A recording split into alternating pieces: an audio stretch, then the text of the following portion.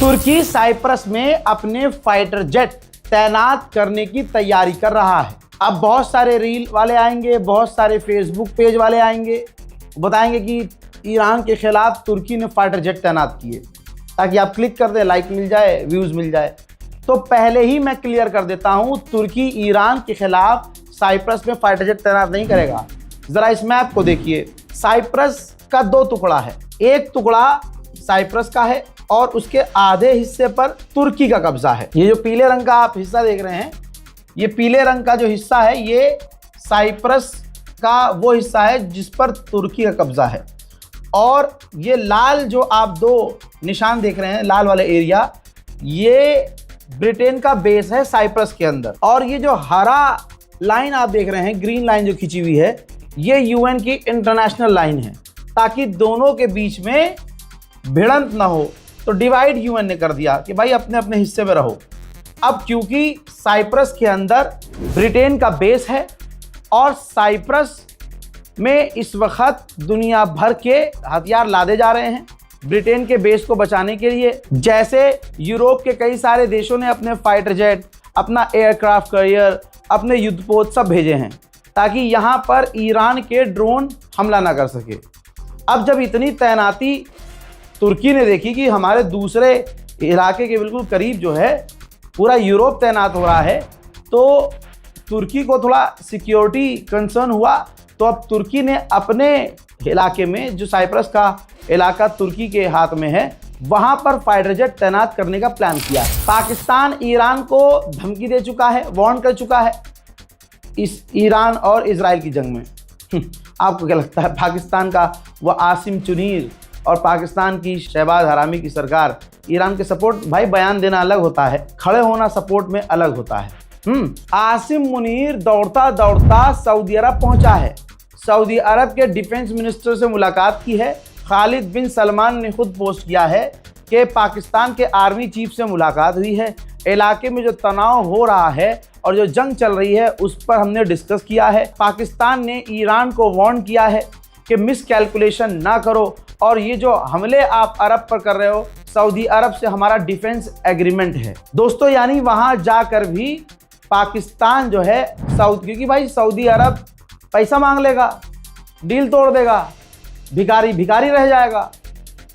तो अगर किसी पाकिस्तानी को यह गलतफहमी है आपकी जो सरकार है वो ईरान के साथ है, तो आप बहुत बड़े धोखे में हैं।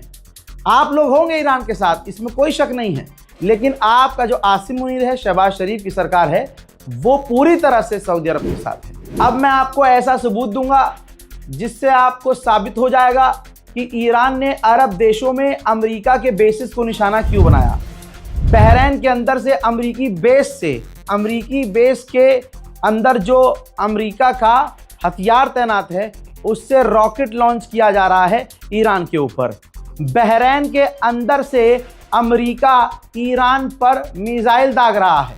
अब आपको जवाब मिल गया होगा कि अरब के देशों में ईरान ने अमेरिका को निशाना क्यों बनाया। हवा इतनी निकली हुई है कि गल्फ देशों के भी जो टैंकर हैं, वो अपने टैंकर के नाम पर, टैंकर के नेम को रीनेम करके लिख रहे हैं चाइनीज शिप फॉर चाइना, इस तरह के नाम, ताकि ईरान इनको निशाना ना बनाए। दोस्तों, कुर्दिश लीडर जिससे खुद डोनाल्ड ट्रंप ने बात की थी, और कुर्दिश लीडर जो अमेरिका के लिए ईरान से लड़ने को तैयार हो गया था, उस कुर्दिश लीडर ने अमेरिकन टीवी चैनल पर एक नई बात और बड़ी बात बोल दी। उन्होंने कहा कि ईरान की रिजीम नहीं गिर सकती, ईरान की रिजीम बहुत मजबूत है, उसको गिराना नामुमकिन है। लीजिए, डोनाल्ड ट्रंप जिसके कंधे पर बंदूक रखना चाह रहा था, उसने ही कह दिया कि भैया ईरान मजबूत है। साथ में अमेरिकी पत्रकार ने कहा कि क्या अमेरिका की फौज ग्राउंड हमला कर सकती है, कर पाएगी ईरान के अंदर घुस के?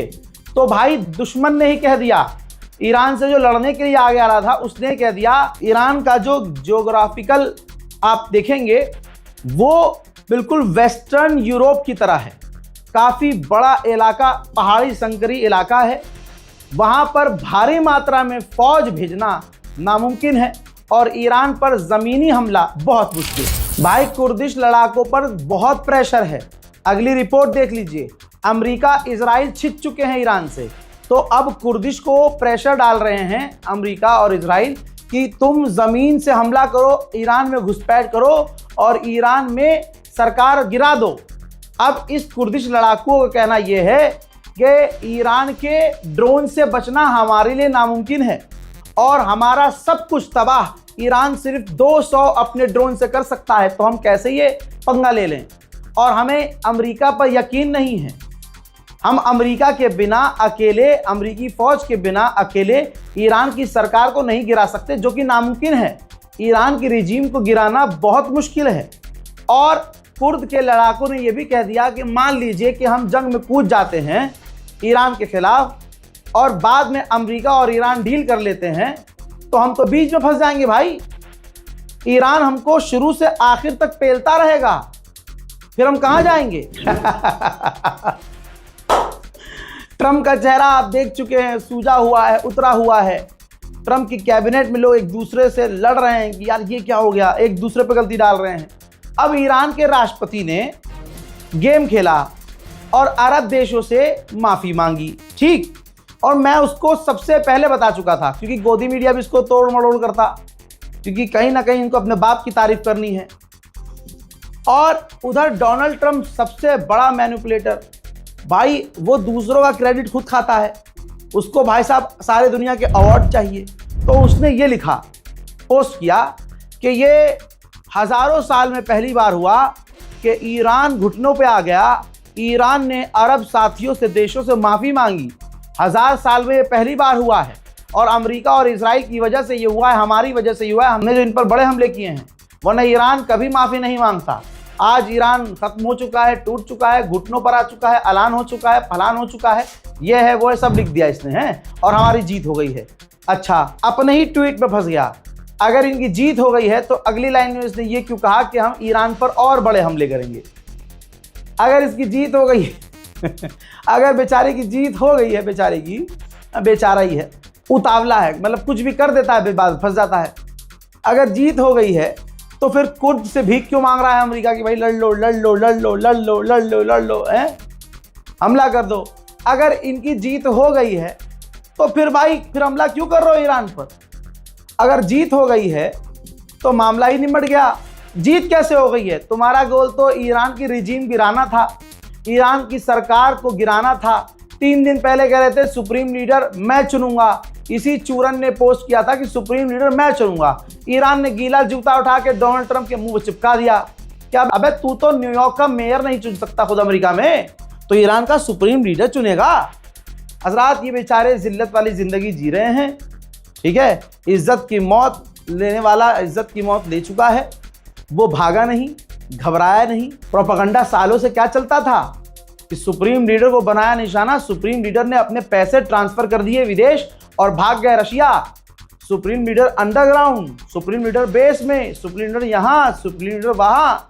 हजरात हजरात हजरात, बहुत बुरी तरह से अमेरिका और अरब ठोका गया है। और जिस पर ये कह रहे हैं कि पेजेश्कियान ने माफ़ी मांगी है, उसी ट्वीट में, उसी वीडियो में पेजेश्कियान ने यह भी तो कहा था कि अगर हम हमला नहीं करेंगे अरबों पर, अगर वहां से हम पर हमला नहीं हुआ तो हम भी हमला नहीं करेंगे। और अभी इसी वीडियो में दिखाया मैंने आपको कि दूसरे अरब के जगहों से, अरब की ज़मीन से अमेरिका ने ईरान पर मिसाइलें दागी। यूके ने ऐलान कर दिया कि अमेरिका हमारे बेस का इस्तेमाल कर रहा है अपने डिफेंस के लिए, यानी ब्रिटेन के भी एयरबेस और बेस का इस्तेमाल अमेरिका ईरान पर हमला करने के लिए कर रहा है। अब ईरान घुटने पे आ गया है डोनाल्ड ट्रंप के ख्वाबों में, तो ठीक है, अगर घुटने पे आ गया है तो इतनी बड़ी धमकी कैसे दे दी कि कोई भी अमेरिका का जहाज गल्फ में आया तो उसे डुबा देंगे। सबसे बड़ा अपडेट यह है कि अगर ईरान हार गया तो अरब देश अपना पेट्रोलियम बंद क्यों कर रहे हैं। कुवैत की सबसे बड़ी पेट्रोलियम कंपनी ने काम बंद कर दिया है, क्योंकि सबको पता है कि ट्रंप पर भरोसा नहीं करना है, ईरान छेदेगा। बहरीन में, कतर में ईरान ने जो अमेरिका के बेस और रडार तबाह किए हैं, जिसको अमेरिका कह रहा है कि हम बहुत जल्द रिप्लेस करेंगे, वो जल्दी पता है कितने दिनों में होगा, 1 साल। 1 साल से ज्यादा लगेगा अरब के अंदर ईरान ने जो अमेरिका के बेस और रडार तबाह किए हैं उनको ठीक करने में। और ट्रम्प कह के चला गया हम तो जीत गए जी, हम तो जीत गए। अरे बहुत मारेगा ईरान। ईरान के फॉरेन मिनिस्टर के स्पोक पर्सन ने ईरान एयर की पोस्ट को रीपोस्ट करते हुए लिखा है कि ईरान के सिविलियंस एयरक्राफ्ट को अमेरिका इजराइल निशाना बना रहे हैं। ये निंदनीय है। सिविलियंस इंफ्रास्ट्रक्चर को अमेरिका ईरान में नुकसान पहुंचा रहा है जो इंटरनेशनल लॉ का उल्लंघन है। भाई साहब सेंटॉम ने बताया है कि बहरीन, यूके और ब्रिटेन और अमेरिका ने मिलकर ये फैसला किया है कि साथ काम करेंगे। वो तो दुनिया देख रही है कि सारा अरब, सारी दुनिया एक साथ थी ईरान के खिलाफ, लेकिन ईरान ने जो बम्बू किया है मुंह से बाहर आ गया है। उधर भाई साहब जंग में पूरी तरह से ब्रिटेन कूद गया है। ब्रिटेन, जी हाँ, ब्रिटेन ने मिडिल ईस्ट में अपना एयरक्राफ्ट करियर भेजना शुरू कर दिया है। रात के अंधेरों में इराक के बेस पर बम्बारियां, जो अमेरिकी बेस है वहां बम्बारियां मैंने दिखाई थी। अब दिन के उजाले में तस्वीर देख लीजिए। जो अमेरिका कह रहा है कि भैया ईरान की मिसाइल पावर हमने खत्म कर दी है, ईरान की मिसाइल पावर से दिन के उजाले में आप एरबिल अमेरिका का बेस देख लीजिए, राख हो गया है। भैया राख, यहां से हजारों चीजें हटा दी गई हैं लेकिन फिर भी राख नजर आ रही है। बताइए ईरान जीता या अमेरिका? इसी रिपोर्ट में मैंने क्या बताया, ट्रम्प क्या भौंक के गया हम जीत गए और ईरान ने माफी मांग ली। ठीक है, ईरान की माफी को सीरियस ईरान की माफी को सीरियस मत लेना। ईरान ने अब कहा है कि हम अमेरिका के अटैक को पढ़ रहे हैं, समझ रहे हैं। और अगर हमने देखा कि हमारे नए नए इलाके को अमेरिका ने निशाना बनाया नई जगहों से, तो हम भी अब वहां हमला करेंगे जहां अभी तक हमने हमला नहीं किया। इन्होंने माफी मांग ली, अजय मूत मांग ली मेरी। हजरात पूरी दुनिया में आप देखिएगा कि ईरान के साथ ना कोई खड़ा था ना कोई खड़ा है, लेकिन एक दिन दुनिया ईरान ही करेगी, क्योंकि ईरान मासूम था। ईरान ने ये जंग नहीं शुरू की। ईरान कह रहा था हम जंग नहीं करेंगे। ईरान ने पहला हमला नहीं किया। ईरान बातचीत कर रहा था, धोखे से पीठ में छुरा भोंका गया। अब स्पेन की पार्लियामेंट में स्पेन ने जिगरा दिखाया है कि कोई मुस्लिम देश क्या खड़ा हुआ।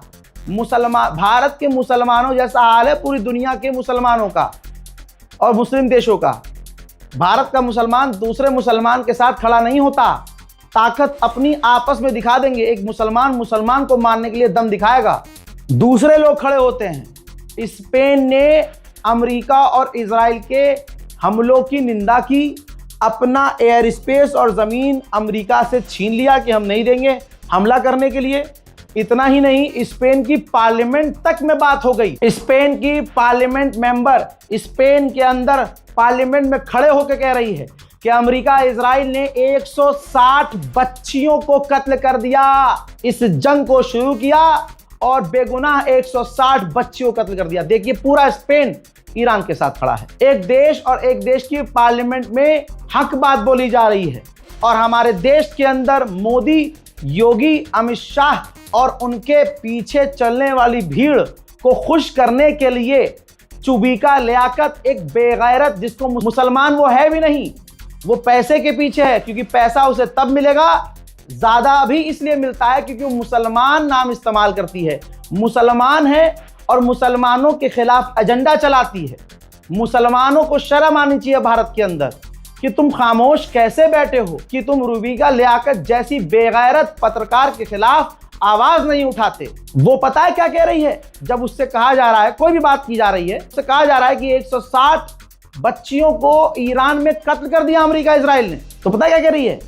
कह रही है कि खामनाई ऐसा था, खामनाई वैसा था, खामनाई ने ये किया। खामनाई ने आज तक हमारे भारत माता के खिलाफ एक जुमला नहीं बोला, बल्कि हमेशा भारत का साथ दिया। हमेशा भारत को कभी दादागिरी नहीं दिखाई, भारत से कभी गलत जबानी नहीं की जैसे अमेरिका कर रहा है। लेकिन क्योंकि मोदी अंधभक्तों के बाप ने इजराइल को अपना बाप कबूल करा फादरलैंड बोलकर, तो यह चुबीका लियाकत पर वाजिब हो जाता है कि अपने बाप और दादा के पक्ष में बोले। लेकिन पक्ष में बोल कोई दिक्कत नहीं है, लेकिन तुम बच्चियों के नरसंहार को जस्टिफाई कर रही हो। मुर्दा मुसलमानों, क्या हो गया है तुम्हें? नहीं निकला। अच्छा तो कौन निकला? 160 बच्चियां जिनकी उम्र 7 साल से 12 साल के बीच में थी, उस स्कूल को बॉम्ब करके इस अमेरिका ने नेस्तनाबूद किया है। और उस एक हमले ने, सुनिए मैडम, आप मेरे सब्र का इम्तिहान आप सुनिए पहले मेरी बात को। आप जैसे सुनिए लोग, पहले मेरी बात को। आप क्या जैसे करें लोग हम? घर में दुबक कर करें हम? बैठे रहते हैं। क्या सही जब था? ईरान में वही सही 7 था या साल की गलत? छोटी बच्चियों को बुर्का ना पहनने ये पर मत खून-उजार कर दिया करो। जाता था। अरे shut up sir, shut up. Iran मैं सामिनी का नाम जानते हैं? हजरात, यूएई ने कहा है कि ईरान मिसाइलें दाग रहा है, ड्रोन दाग रहा है और हम उन्हें इंटरसेप्ट कर रहे हैं। यहां रुक जाइए, अभी डोनाल्ड ट्रंप तो बोल के गया है गुलाबी सुअर कि ईरान ने माफी मांग ली है, ईरान हमला नहीं करेगा। मैंने पहले ही कहा था कि मुन्ना ईरान की माफी को सीरियस मत लेना। अब तो वो ये कर रहा है कि जो बोल रहा है उसका उल्टा कर रहा है। मुन्ना, तुम्हारी सारी जो क्रोनोलॉजी है ईरान निकाल रहा है। मेरे दोस्तों, इस रिपोर्ट को शेयर कीजिए, इंतजार कीजिए मेरे अगली अपडेट का। अगर आप हमारे यूट्यूब चैनल पर ये वीडियो देख रहे हैं या किसी फैन पेज पर ये वीडियो देख रहे हैं तो जानकारी के लिए बता दूं, ये मेरे 3 चैनल और हैं। इजराइल से सीधा पंगा चल रहा है रजाग्राफी का। कब चैनल गायब हो, कब मैं गायब हो जाऊं कुछ नहीं पता भाई, कुछ नहीं पता। प्रेशर गलत भी आ रहा है मेरे पे। ये मत दिखाओ, ये मत बोलो और ऐसा मत बोलो और वैसा मत करो और ये वीडियो मत दिखाओ, लेकिन मैं दिखाऊंगा। तो ये तीनों चैनल आप सब्सक्राइब कर लीजिएगा ताकि आप मुझे न खोएं, न मैं आपको खोऊं। जय हिंद।